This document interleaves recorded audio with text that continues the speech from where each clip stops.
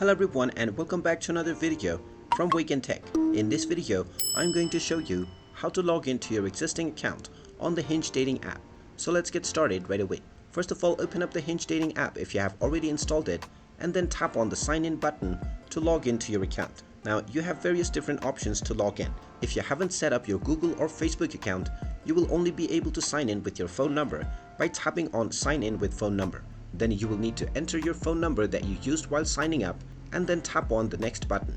You will then receive a verification code within your inbox that you will need to enter in the next screen, and after you enter this code you will directly be logged into your account. Now the second option is to either sign in with Google or sign in with Facebook. If you have linked one of these accounts with your account after creating it, then you will be able to tap on these options and then you can simply continue with your Google or Facebook account to log in to your Hinge dating app account. And now you will directly be logged into your account on the Hinge dating app. And there you have it. That is how easy it is. If you find this video helpful, make sure you hit that like button and subscribe to our channel if you haven't done so already. Also ring that notification bell to never miss another update from us. Thank you for watching and I will see you again in the next video.